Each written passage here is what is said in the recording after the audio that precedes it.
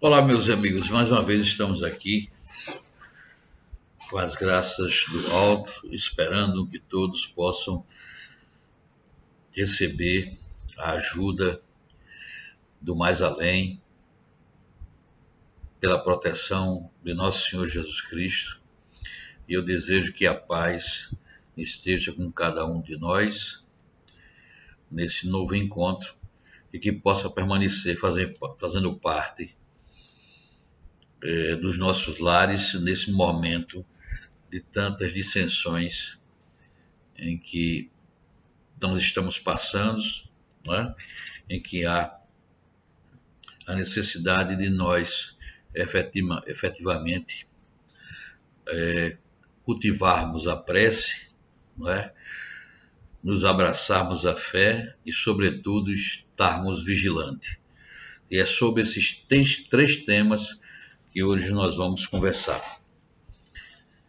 Que Deus nos conduza e a espiritualidade superior possa nos ajudar a entender este momento de turbulência, embora a nau conduzida por nosso Senhor Jesus Cristo esteja de vento em popa, no intento de que o novo tempo, a regeneração do planeta Terra seja efetivamente concretizada, né? Que o diga, eu já me referi aqui e trago novamente como uma leitura indispensável, o livro de Filomeno de Miranda, pela psicografia de Divaldo Pereira Franco, né, no rumo da regeneração.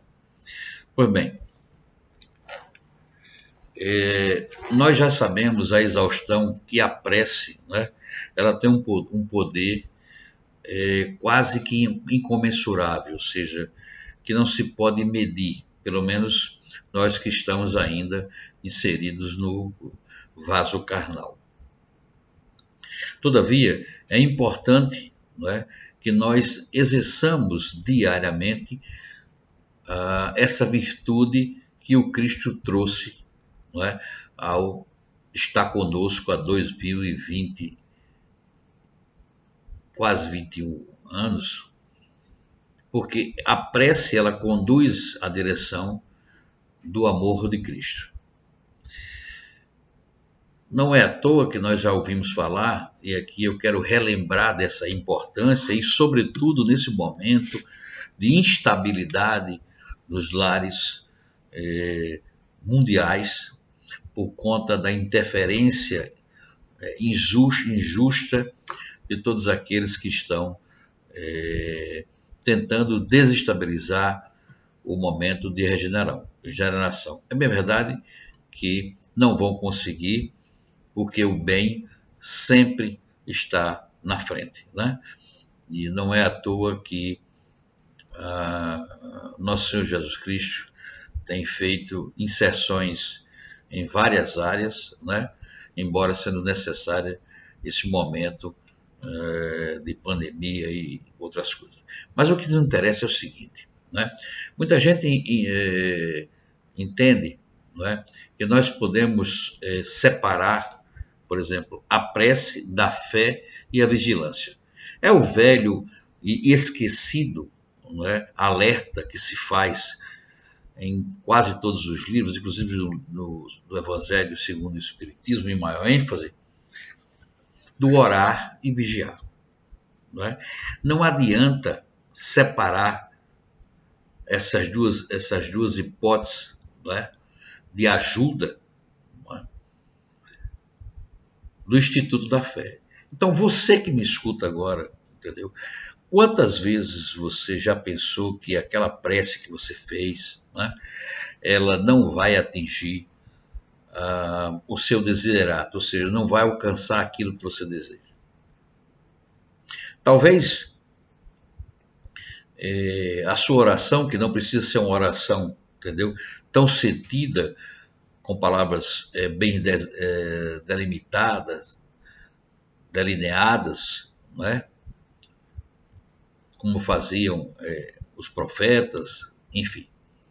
Mas sim uma oração absolutamente direcionada com amor, não é, ao alto, e o que lhe falta é exatamente você associar a prece à virtude da fé.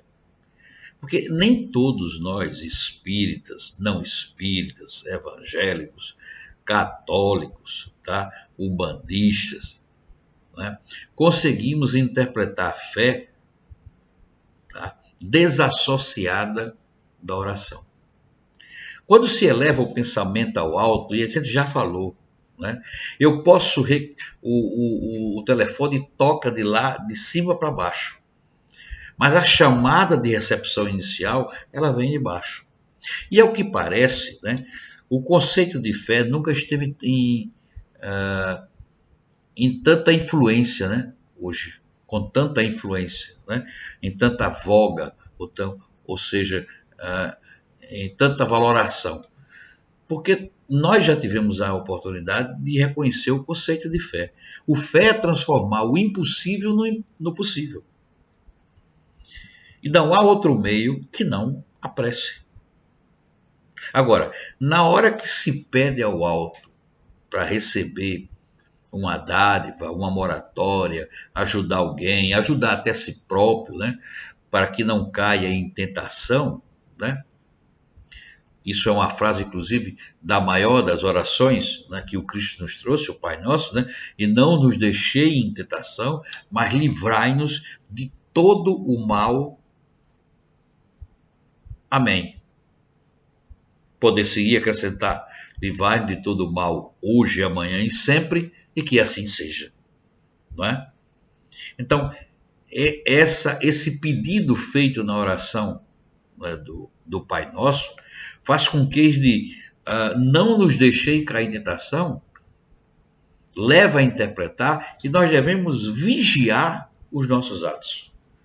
Vigiar os nossos atos independente de receber a ajuda que o alto tem a nos dar. Talvez seja necessário que nós, né, tiremos a incredulidade do momento da prece, né, e esperarmos, né, que o alto possa nos ajudar. Talvez uma prece decorada, rápida, sem nenhuma sensação de ajuda, porque geralmente quando se faz uma prece, entendeu? Ou eu peço ajuda para mim mesmo, ou eu peço ajuda para aquelas pessoas que estão ao meu redor ou distante, para um amigo, até mesmo, o que há muita dificuldade entre todos nós, pedir que um inimigo seja ajudado. E aí você poderia perguntar, mas Marcos, e onde está, mesmo que eu consiga unir a prece mais sincera possível, tanto para mim ou para outra, né? Para outra pessoa, enfim. E também utilizar nessa prece toda a força que a fé pode carregar, não é? Porque já se disse várias vezes, né? Paulo disse isso, que a fé não deve estar nem na frente nem atrás daquele que a procura ou que a invoca. Ela deve estar ao redor, ou seja, é como se para onde eu olhasse eu encontrasse a possibilidade de encontrar uma resposta para uma dificuldade ou para um agradecimento. E aí você me diz, e como é que eu posso chegar ao vigiar? Bom, primeiro você tem que observar o seguinte, nem tudo que se pede ao alto se recebe com tanta velocidade, né? É preciso que cada um de nós, como aconteceu com Bezerra de Menezes, tenha bônus horas, como acontece com Celina, a secretária de Maria de Nazaré, essa mãe querida e afetuosa que reza por todos nós e que nos ajuda várias vezes, não é? Que nós pensemos que nós temos que aguardar que seja atendido ou não o nosso pedido. Tá? Quando se diz orar e vigiar, é orar para pedir mesmo que seja ajudar alguém, mas também pedir e demonstrar que você está em sintonia com a fé, tá? Para não cair nessa tentação.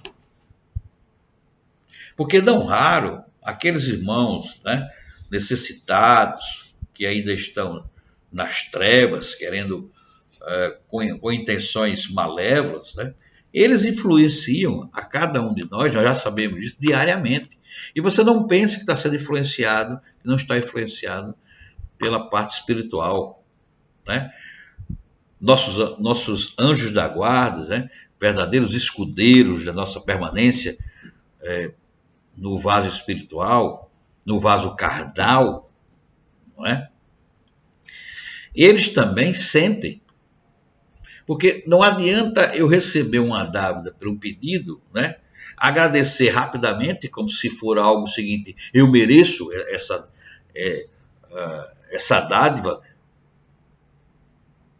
por conta do que eu fiz, né? E eu vou esquecer de vigiar. Um exemplo muito claro disso que pode ser utilizado é aquelas pessoas que frequentam o centro, né? Tomam um passe, faz um atendimento fraterno e desaparece. E quando voltam carregados, porque não vigiaram. O vigiar é você se manter em sintonia com o alto.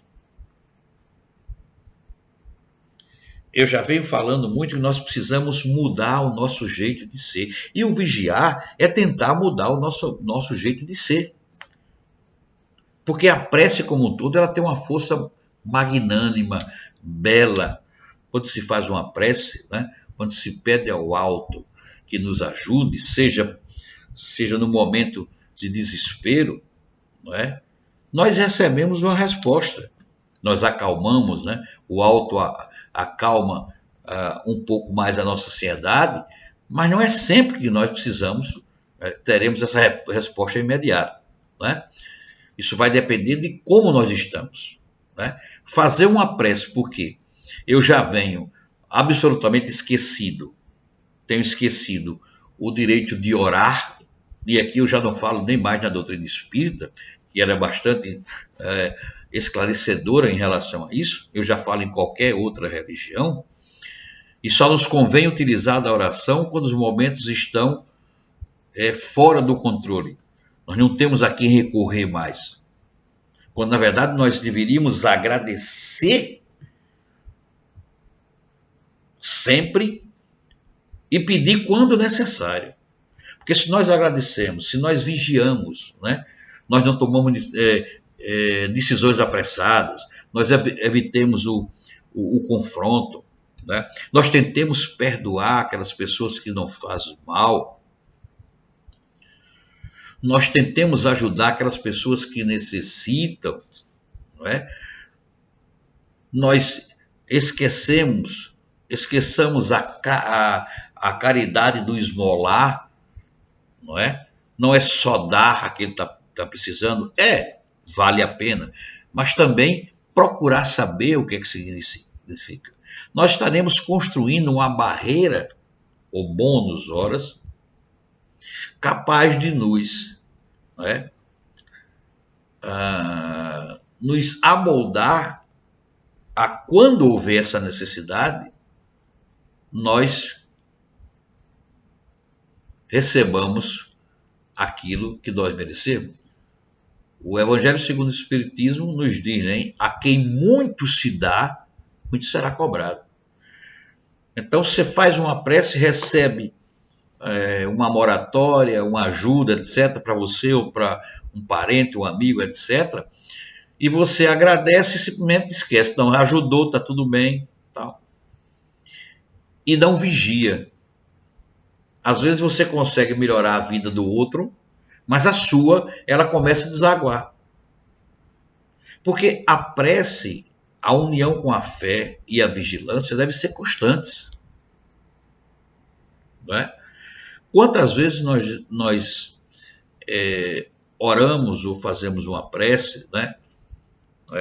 Às vezes até necessária, porque o último recurso que nós usamos é a prece, e eu repito, deveria ser o primeiro, principalmente para agradecer pelo novo dia, para agradecer pela casa, pela comida, não é?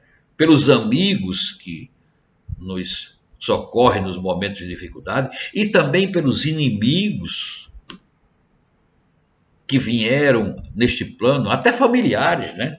Que nós não sabemos, vieram para esse plano junto conosco, né? Para que nós possamos diminuir as nossas expiações, né? Que são aquelas provas que não conseguiram ser terminadas por conta do livre-arbítrio. Tanto é assim que Deus é misericordioso, ele não é um Deus vingativo, não é?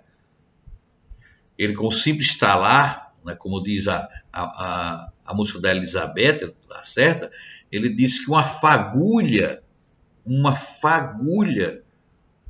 não é, da vontade de Deus poderia destruir as trevas de uma vez para todas. Mas ele, efetivamente, ele espera que cada um de nós, né, possamos nos redimir dos nossos erros. É por isso que o vigiar é importante.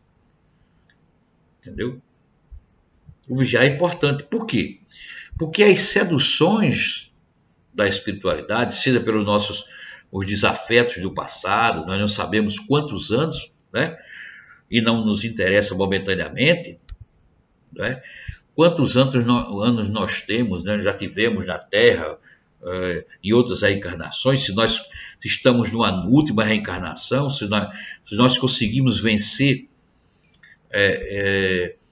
na Terra esse mundo de provas e expiações, ou se nós estamos ainda caminhando muito lentamente.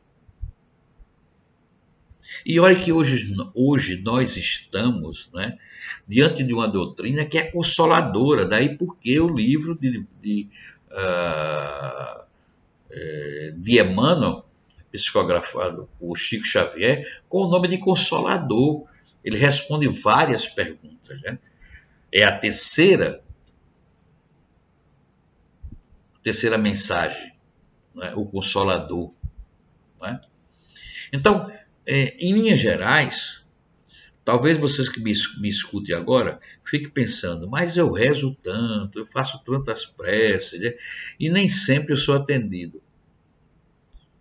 Eu me reporto ao senhor o seguinte: e Paulo de Tarso, que foi o senhor das leis, cegou ao cair do cavalo em Damasco, e quem o fez ver novamente foi aquele que sofreu, Ananias. Cristo disse: vá a Damasco para se redimir com o seu desafeto. E ele foi. Um homem que passou a vida toda escrevendo cartas e cartas e não deixou de ir no deserto, né? Ou seja, esse homem, ele vigiou a sua vida. O modificar o nosso jeito de ser é uma maneira de vigiar. Eu sou arrogante, passo a ser ter mais paciência com os meus irmãos, não é? Eu sou discreto, passo pelo menos a ler, porque nenhuma doutrina, entendeu, impõe a você o ato de acreditar. E aqui não vai nenhuma crítica, embora exista, nós já temos lido, né, que algumas religiões, né, impõem certos dogmas, né, ou certos procedimentos para que você possa estar dentro ou estar mais próximo de Deus. Ao contrário, a gente não precisa estar mais próximo de Deus, né, porque Deus está dentro de cada um de nós. Nós fomos criados à sua imagem e semelhança. Não é? Então, nós precisamos estabelecer critérios. E a pergunta que se faz é o seguinte: você sabe o conceito de fé? Transformar o impossível em possível. Você conhece que essa fé é uma virtude divina, né? Nosso Senhor Jesus Cristo, quando esteve nesse plano, não é? Se submeteu a vir aqui, um espírito dessa elevada grandeza, não é? Que foi considerado como o verbo, na carne, né? E o Verbo se fez carne e se tornou presente para todos aqueles que quiseram vê-lo. É possível perguntar: você que conhece o conceito de fé, que já viu alguns momentos de fé, você tem fé? Você conseguiu ter fé? Você reconhece que a fé no mais alto, independente da, daquilo que você professa, porque eu devo estar falando com algumas pessoas que ainda estão, não é, na dúvida, mas já deram um passo grande. Ruim é que, quando se você não tivesse nem a dúvida, hoje você já tem. Então, se auto-pergunte, porque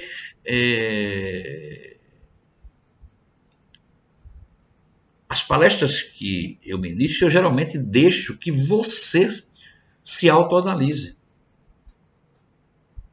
não é? Nós precisamos ler mais, precisamos ter mais confiança, não é?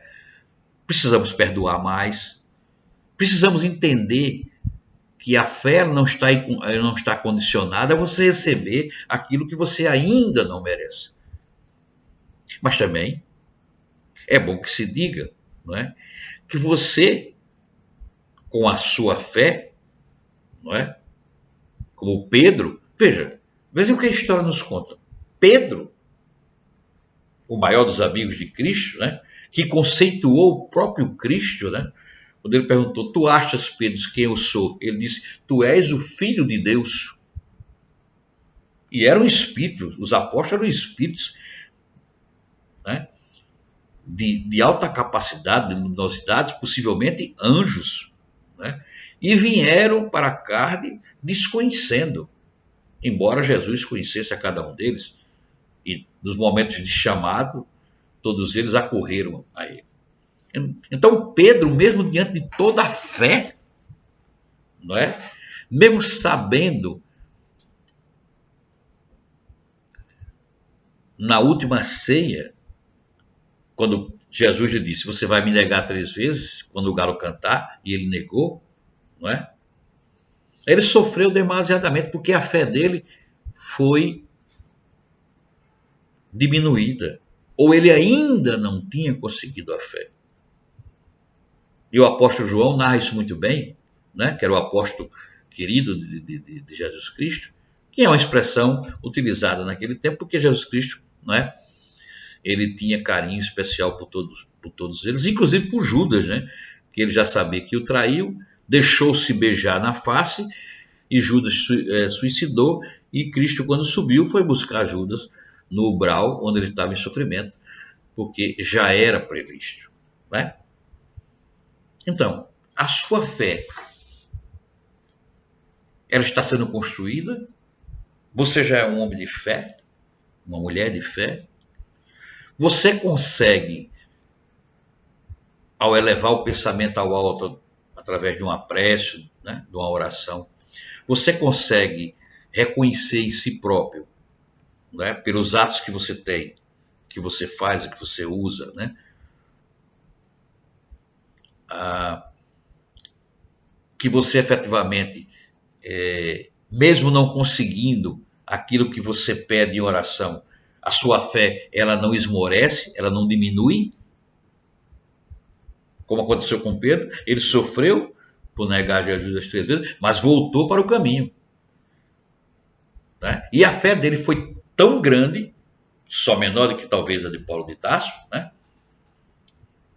Pelas circunstâncias, não a elevação desses espíritos, né? Que o próprio Pedro disse que não era digno de ser enterrado como Cristo foi. E ele foi enterrado de cabeça para baixo. Enfim, você consegue efetivamente compreender que a fé é o divisor de águas, é o separador entre as preces e o vigiar? Você se conforma também quando algum dos seus pedidos ao alto, né, a Maria Santíssima, a Emmanuel, Dr. Bezerra de Menezes, Dr. Fritz, né? André Luiz, a própria Maria de Nazaré, não é? Quando não são atendidos, você se conforma e procura saber por quê, não é? Muita gente pergunta, mas eu rezei tanto tal e não aconteceu, fulano desencarnou, ou coisa parecida, não é?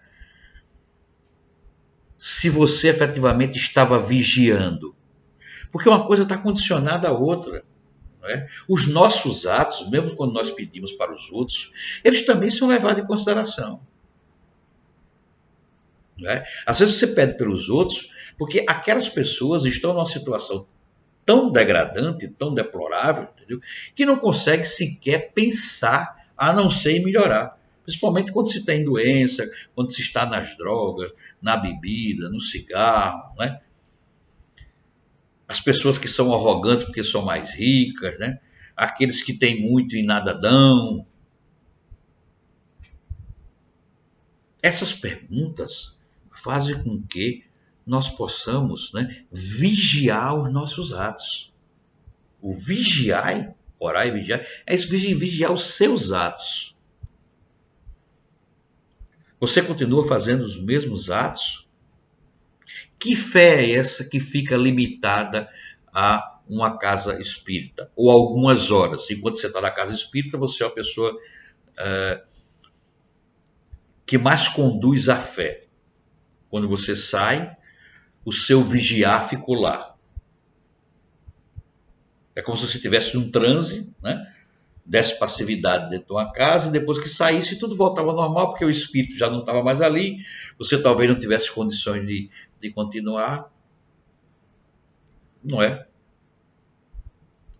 Minha gente, a doutrina espírita não só é de eventos, de caridade, é humildade, entendeu?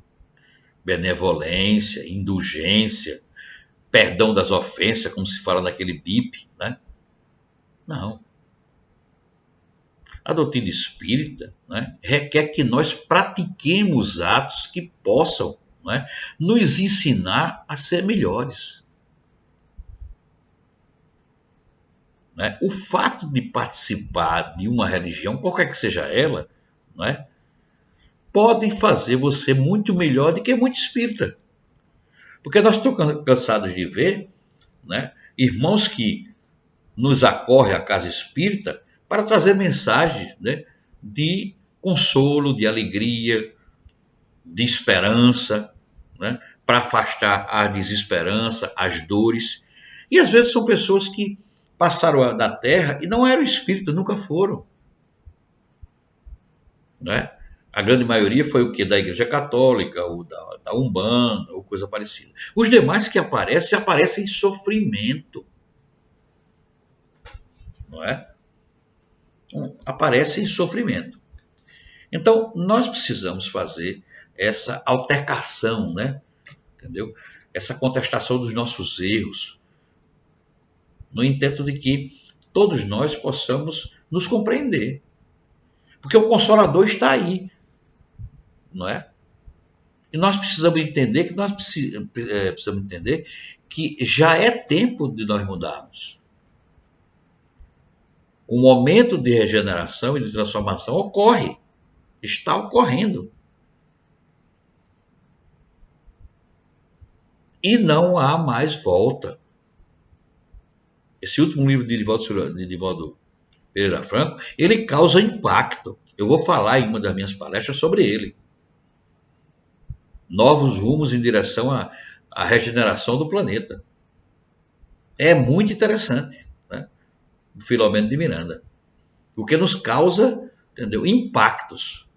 E no nosso próximo encontro, nós vamos debater sobre isso, porque nos fala muito do que eu estou dizendo a vocês. Por hoje é só. Que Deus abençoe a cada um, nos dê muita paz, muita luz, nos faça compreender que a fé e a prece fazem mudanças, né? Pode até demorar um pouco, mas às vezes ajuda aqueles que estão precisando, que nós estamos fazendo, não é? Mas é um espelho que nos traz. ok?